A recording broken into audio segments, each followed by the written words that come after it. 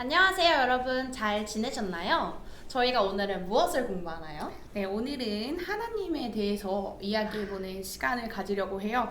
함께 도움을 주실 교수님을 소개합니다. 안녕하세요, 교수님. 안녕하세요. 간단한 자기소개 한번 네, 해주시죠. 저는 조직신학 전공한 최순양이고요.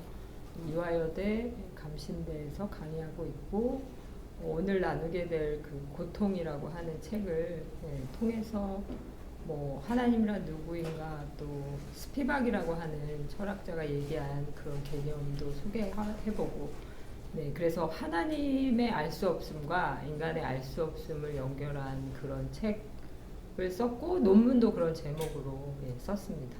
그래서 오늘 그런 이야기를 나눠보도록 하겠습니다. 네. 교수님이 쓰신 글에서 보니까 뭐 이제 하나님의 뭐 벌레이다, 뭐 하나님은 머슴이다, 뭐 이런 표현이 가능하시다고 보시는 것 같은데 저희 부모님께서 들으시면 헉하실 이야기들인 것 같아요. 그러나 그런 생각 안에 어떤 의미가 담겨 있는지 혹시 설명해 주실 수 있으실까요? 네. 제가 개인적으로는 이제 기독교학과 학부 시절에 도르테 젤레의 현대신학의 패러다임이라는 책을 이제 수업을 통해서 읽게 된 적이 있어요. 근데 거기에 보면 아주 충격적인 이야기가 있습니다. 도르테 젤레가 하나님 혹은 예수님이 만약에 우리 시대에 오신다면 TV 앞에서 이렇게 뭔가 이렇게 팝콘을 먹으면서 계속 살이 쪄가더라도 아무런 걸 할 수 없는 그런 모습으로 예수님이 오실 것이다. 그런 내용이 있었어요. 그래서 저도 너무 충격을 받았어요. 그래서 아니 이게 무슨 말이지 이렇게 생각하면서 왜 도르테젤레는 그런 모습으로 예수님을 상상했을까? 그러면서 이제 하나님이라는 게 정해져 있는 모습으로만 오는 게 아니라 우리가 생각할 때 되게 마음이 가고 애착이 가고 뭐 이렇게 같이 약함을 나눌 수 있는 그런 존재로 생각해봐도 되는구나라는 힌트를 그때 얻었고 그래 보면서 하나님의 모습을 어떻게 우리가 상상해 보아야 하는지에 대한 약간의 지적 자극 그런 것을 느꼈던 것 같아요. 그래서 그런 걸 계기로 하나님을 조금 다르게 상상해 보는 그러면서 하나님은 도대체 남성일까 아니면 하나님은 여성일까 아니면 백인으로만 알고 있었는데 흑인의 모습으로 생각해 보는 건 어떨까 그런 고민들을 많이 하게 됐고요. 그러다 보니까 이제 그 책에서 쓴 하나님은 머슴도 안 살아봤나라는 책은 뭐 쉽게 말하면 하나님은 뭐 지주인가 아니면 노동을 시키는 사람인가 그런데 사실 본인이 노동을 하는 사람들의 입장을 하나님은 이해하실 수 있는가 그런 질문을 던지는 책이었고 그러다 보니까 자연스럽게 왜 모두 자기의 경험을 통해서 자기가 다양한 여러 가지 아픔을 겪는 그런 사람들이 있는데 왜 그런 사람들의 모습을 다 닮은 하나님에 대해서는 얘기하려고 하지 않는가 그런 생각을 하게 된 것 같아요. 그래서 예를 들자면 남편에게 폭력을 당하는 분이 있다고 할 때 그런 사람의 심정으로는 하나님은 나와 같은 모습일 거야 라는 게 가능한 그런 우리가 신학적 이야기를 하는가 그런 질문도 많이 생겼고 그러다 보니까 하나님을 상상할 때 우리가 권력을 가지고 있다거나 다른 사람을 이렇게 일을 시키거나 뭐 다른 사람 위에 군림하거나 그런 사람의 모습으로 상상하는 것은 사실 신학적으로 조금 더 진정성이 없고 이게 더 사실에서 먼 건데 우리가 너무 허무맹랑하게 산타클로스 같은 아니면 파란 눈을 가진 백인의 모습으로 하나님을 상상해보고 있었다라는 그런 생각을 많이 하게 됐어요. 그래서 머슴이나 벌레이다라는 말은 사실 우리가 생각하기에 가장 좀 약간 낮고 추하고 천하고 뭐 그런 모습인데 충격적이긴 하지만 사실은 그런 거 있잖아요. 마태복음 25장에 보면 왜 양과 염소의 비유가 있고 거기서 너희가 지극히 작은 자에게 한 것이고 나에게 한 것이다 라는 말이 있잖아요. 저는 그걸 되게 감명 깊게 이제 받아들였는데 만약에 그 말씀이 정말 사실이라면 그러니까 그게 정말 의미가 있다면 하나님은 우리가 생각하기에 진짜 작고 좀 아까 말씀해 주신 약간 천하다 그러니까 가까이 하기 어렵다라는 모습으로 오는 게 더 맞잖아요. 그리고 예, 그런 사람을 대할 때 우리의 진짜 모습이 나오잖아요. 예, 그래서 여러 가지 생각해 볼 때 하나님은 사회적으로 강자의 모습으로 오신다라는 거는 예, 그건 신학적으로도 기독교적 진리의 측면에서 봤을 때 예, 말이 안 된다. 막 그런 고민을 많이 하게 되었던 것 같아요. 예, 그래서 맞아요. 그럼 저희가 저번 시간에 배운 성부 하나님에 관한 이미지처럼 올바른 은유로 이해해야 할 것 같아요. 그러지 못하고 그대로 받아들이게 되면 그 이미지처럼 하나님을 되게 남성적인 지배자, 또 폭력성을 지닌 승리자로 여겨지기 쉽기 때문에 굉장히 조심해야 할 것 같네요. 그렇다면 오늘 올바른 하나님의 이해를 위해서 함께 자자 떠나볼까요? 네. 올바른 하나님 이해를 위해서 저희가 여러 자료를 좀 찾아보니 많은 분들이 여성 하나님에 대한 이야기를 하시더라고요. 예를 들면 어머니 하나님에 대해서 엘리자베스 존슨이라는 사람이 이야기한 게 있는데 제가 잠시 짧게 읽어드릴게요. 아이에게 어머니의 존재는 안락, 안전, 양육, 동정과 같은 근원적인 인간의 경험과 관련되어 있다. 안아주고 얼러주고 쉴 곳을 주고 보호해줄 때 느끼는 안정감과 확신, 즉 사랑받는 경험이 바로 그것이다. 자신의 새 생명을 낳고 품는 여성들이 자녀 양육의 책임을 지듯이 어머니 하나님이라는 언어는 모든 것을 낳고 돌보는 신비와 인간 사이의 관계를 표현하는 독특한 힘을 가진다. 그러나 출산과 수유 및 양육을 수행함에 있어 여성의 몸이 갖는 대체될 수 없는 역할이 있으며 이는 하나님 어머니 모델에 특별한 울림을 준다. 네, 이런 이야기를 듣고 이제 저희가 이제 공부를 하면서 약간 의문이 든 거예요.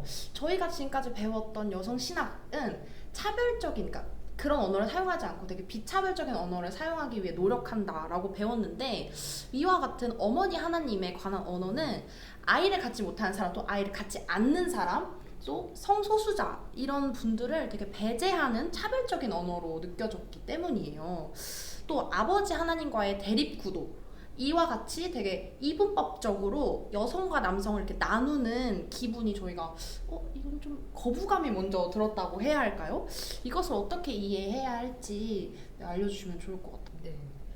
네, 그래서 앞에서도 얘기했지만 그러니까 하나님을 백인 남성이라고 우리가 자꾸 상상을 하면 상대적으로 백인이 아닌 사람은 열등하게 되고 또 남성에 비해서 여성은 또 열등하게 되고 그래서 자연스럽게 교회에서도 목사님은 남성인 게 자연스럽고 여성은 그냥 평신도로 밑에 지도를 받는 사람이라고 여겨지게 되기 때문에 사실 여성신학 엘리자베스 존슨 포함해서 하나님은 그렇게 남성이나 백인으로만 상상되어질 수 있는 존재는 아니고 다양한 사람들의 모습으로 상상되어져야 한다. 그 중에 하나가 이제 여성적인 이미지다, 여성적인 은유다 이렇게 설명을 하고 있는 것 같아요. 왜냐하면 우리가 너무 예를 들어서 오른손을 사용할 경우에 왼손에 대해서 익숙치 않으니까 엘리자베스 존슨은 오른손만 편식을 한 우리에게 있어서 왼손을 통해서도 이렇게 먹을 수 있는 습관을 들일 필요가 있다. 그러니까 하나님은 아버지다, 남자다라는 것만 너무 많이 먹었으니까 하나님은 여성이다, 어머니다 이런 쪽을 통해서도 하나님에게 다가갈 훈련이 필요하다라고 그렇게 제안을 한 건데 이런 여성신학적인 제안에 저도 동의를 해요. 그러니까 하나님의 이미지는 남성이기만 한 게 아니라 여성일 수도 있다.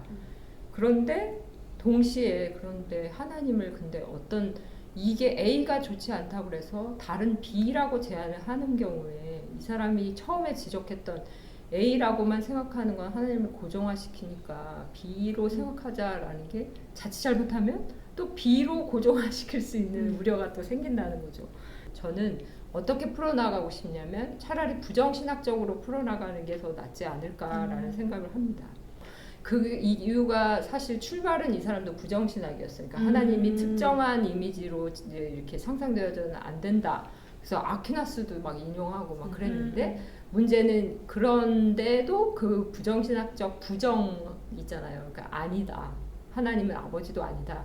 어머니도 아니다. 그걸 계속 훈련하는 게 아니라 약간 유비신학에 머물고 말았다는 한계가 있는 것 같아요. 그래서 저는 이 부정신학이 더 여성신학에서도 더 바람직하다라고 생각하는 그런 계기를 갖게 됐는데, 왜냐하면 이제 여성학에서도 사실은 이런 운동이 있거든요. 그러니까 여성을 어떤 특정한 정체성으로 규정 내리지 말자라고 하는 게 이제 생기고 있어요. 그러니까 뭐 백인이 이제 먼저 여성 운동을 했잖아요. 그랬을 때 이제 흑인들이 우머니즘이라고 그래서 너희들만 여성이 아니다. 흑인이라고 하는 우리도 여성이다. 이렇게 나중에 포스트모더니즘, 페미니즘 나왔을 때는 그러면 어떤 누구도 여성의 대표자라고 말할 수가 없다. 그러니까 다양한 여성들을 다 말하려면 특정한 이미지를 말하면 안 된다. 그러니까 여성은 이거다라고 규정 내리지 말자라는 이제 운동이 생기고 있기 때문에 그런 면에서 볼 때 부정신학이 이런 여성학의 흐름하고도 맞는 거죠. 예, 어떤 특정한 여성이 여성의 대표가 될 수는 없다. 그러니까 마찬가지로 하나님도 어떤 특정한 이미지로 말해줄 수 있는 존재가 아니다. 그렇게 이해를 하면 부정신학이 왜 여성학이나 여성신학에서 어떻게 보면 우리의 상상력을 풍부하게 하는지 예, 그게 이제 될 것 같아요. 그래서 그렇게 하다 보면 하나님이 고정된 어떤 여성의 역할을 하는 그런 모습으로 제한되는 게 아니고 예, 뭐 하루는 뭐 예, 이렇게 생각할 수도 있겠지만 다를 때는 그래서 요즘 저는 남성이다 여성이다도 아니고 아예 아주 그 급진적인 방식으로 하나님을 생각해보는 훈련도 되게 필요할 것 같아요. 예를 들어서 권정생 선생님의 강아지똥이라고 하는 이야기가 있거든요. 거기 보면 그 똥이잖아요. 강아지의 똥인데 배설물로 존재했다가 다른 생명을 살리는 과정으로 자기를 이렇게 마감하는 그게 있어요. 그러니까 그게 완전 성육신의 정말 극단적인 그 상징이라고 할 수 있는데, 그러니까 그런 식으로 우리가 생각하는 그 뻔한 존재에다가 하나님을 맞춰가지고 생각하기보다는 우리가 뭐 약간 거북하게 여기고 우리가 막 되게 추하게 여기고 형편없다라고 여기는 모습을 통해서도 하나님이 성육신 된다. 그래서 뭐 자연스럽게 기독론이기도 하고 하나님에 대한 이야기이기도 한데 이제 많은 얘기를 했지만 결론을 드리자면 어떤 누구도 하나님의 최종적 모습을 가질 수가 없어요. 왜냐하면 그 사람이 뭐라고 대표 그 많은 수많은 존재들의 대표가 될 수 있겠습니까? 그러니까 이게 약간 제가 부정성이라는 게 이게 진짜 뭐 부정적이고 새까맣고 안 좋고 막 그런 게 아니고요. 다양한 사람들의 다양성을 존중하기 위해서 부정성을 계속 부르짖는다라고 이해를 하시면 좋을 것 같아요. 교수님 덕분에 저희 궁금증이 완벽히 해결되었는데요. 여기 얹어서 이제 스피박이란 학자의 서발턴 용어를 좀 함께 이야기해 보려 하는데요. 서발턴은 목소리를 갖고 있는 지식인과는 달리 목소리를 갖고 있지 않은, 목소리를 가질 수 없는 타자를 이야기합니다. 하나님을 이해하는 데 있어서 서발턴이 우리에게 아주 중요한 과제라고 저희는 교수님 책을 읽고 이해했습니다. 영상을 보시는 분들에게 서발턴과 하나님 이해의 관계에 대해서 한번 설명해 주세요. 너무 어려운 질문입니다. 이걸 이제 짧은 시간 동안 이제 어떻게 설명할지는 잘 모르겠지만 일단 이제 이 언어, 그러니까 서발턴이라고 하는 그 개념이 얘기하는 건 뭐냐면 우리가 사용하는 언어가 너무 힘이 있는 사람들의 의도에 왜곡이 되어 있다라는 거를 이제 얘기를 합니다.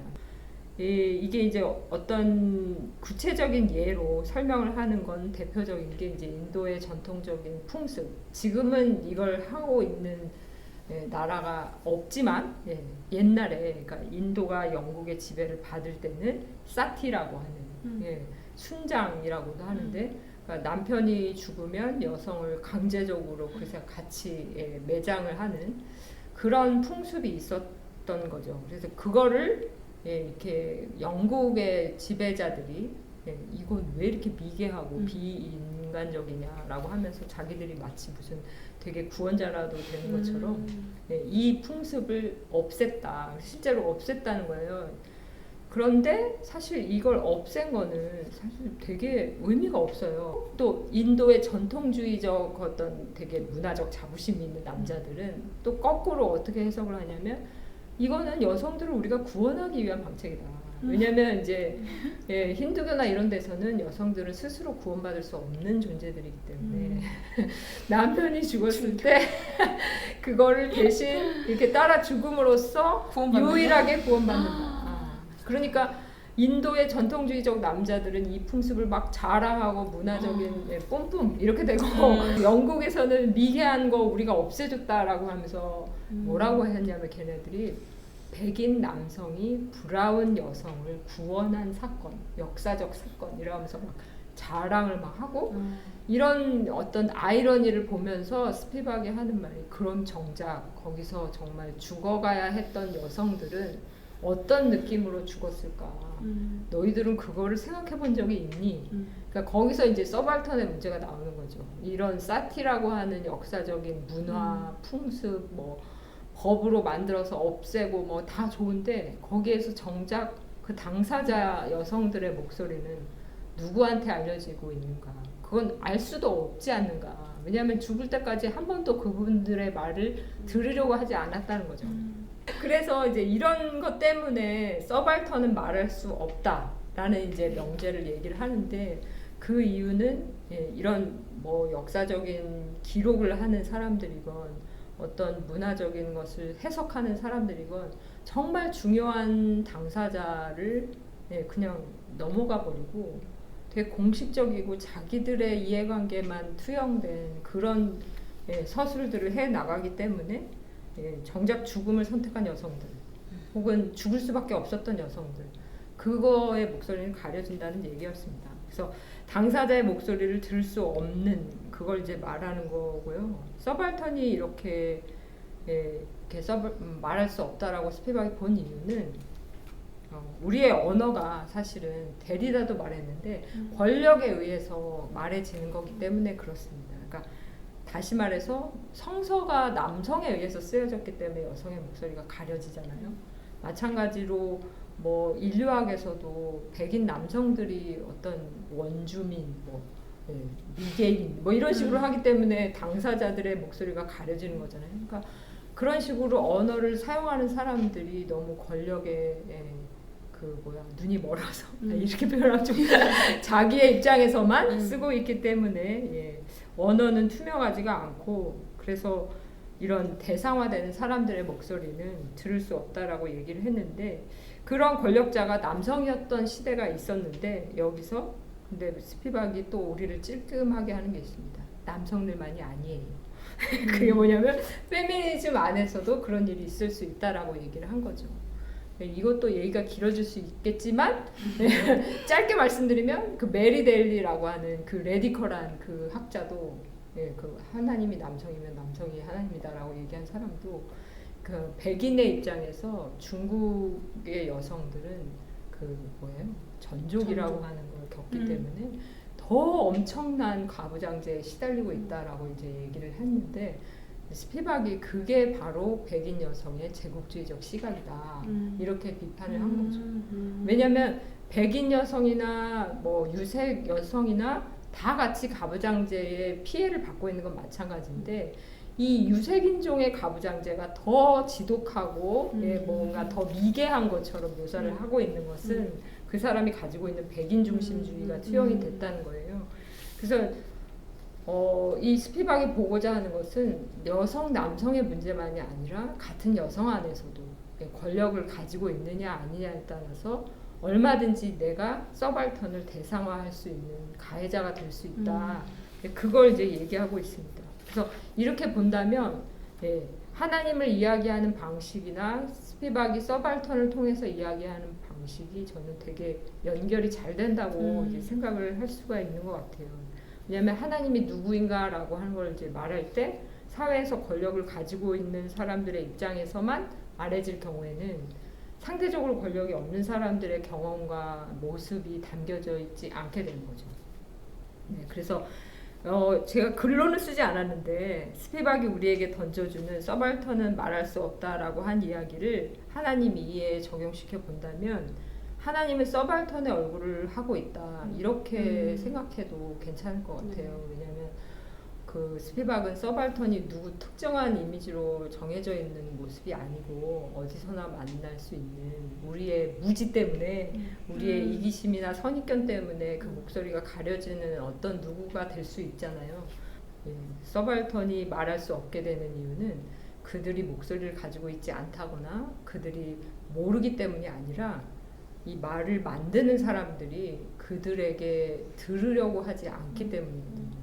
그래서 누가 됐든 사실 저도 서발턴에게 가해자가 될 수 있는 위치에 있고 원래 권력이라는 게 되게 상대적인 거잖아요. 예. 그러니까 뭐 누구한테는 제가 권력적으로 약자일 수 있겠지만 또 다른 사람에게는 제가 권력적으로 강자가 될 수 있는 거기 때문에 예, 누구나 다 자기가 가지고 있는 선입견이나 예, 지식에 대해서 돌아보야 되는 그런 거를 예, 스피박이 가르치고 있어요. 그래서 내려놓는 연습이라고 생각을 하는데 그걸 이 사람은 unlearning이라고 얘기를 합니다. 그러니까 배운 것을 다시 다 내려놓다. 그러니까 그걸 뭐 제가 원점화한다 이렇게 번역하기도 했는데 예, 그러니까 자기가 여태까지 배웠던 것은 조금 너무 우물한 개구리일 수 있기 때문에 예, 다른 사람에게서 배운다 이렇게 표현할 수도 있고 내 지식을 예, 아무런 미련 없이 예, 그때그때 사람들에게 예, 이렇게 내려놓을 수 있다라는 그런 표현인 것 같아요. 그래서 이런 비유는 또 여러 가지가 있어요. 밝은 데 있다가 어두운 데 들어가 보면 밝은 데 있던 사람들이 오히려 눈이 머는 경험을 한다. 왜냐면 이제 햇빛이 너무 눈이 부시니까 이게 안 보이는 거죠. 근데 마치 그런 것처럼 다른 사람의 세계로 들어갈 때 내가 알고 있던 세계가 되게 필요 없이 된다라는 의미도 되고요. 네, 그래서 하나님이 서발턴의 얼굴을 하고 있다라고 자꾸 생각하는 연습을 하는 것은 원래 그러잖아요. 하나님 앞에서는 내 옷깃을 여미고 나를 겸손히 하고 왜 그런 영적인 그게 있잖아요. 근데 마찬가지로 하나님이 서발턴의 얼굴을 하고 있다라는 것은 내가 만나는 누군가가 나의 경험이나 지식에 의해서 쉽게 재단당하고 침묵당할 수도 있으니까 그 사람을 향해서 내 그 경험과 지식을 내려놓는다라는 게 되기 때문에 예, 그런 의미에서 이게 하나님한테만 하는 영적 훈련이 아니고요. 내가 만날 수 있는 다양한 어떤 내 앞에 있는 상대적으로 권력을 가지고 있지 않은 사람을 향해서 내가 내 옷깃을 여미고 내가 가졌던 경험과 지식을 내려놓는 훈련을 할 수 있게 하는 것 같습니다. 저희는 이제 신학을 하면서 하나님을 더 올바르게 이해하고 또 올바르게 정의하기 위해서 더 많이 공부해야 되고 더 깊이 알아야 된다고 생각을 했는데 근데 오늘 또 교수님 말씀을 들으니까 그 전에 네. 먼저 내려놓는 연습 네. 배우기 위해 있는 연습이 네. 굉장히 네. 중요할 것 같다라는 생각을 하게 됩니다. 네.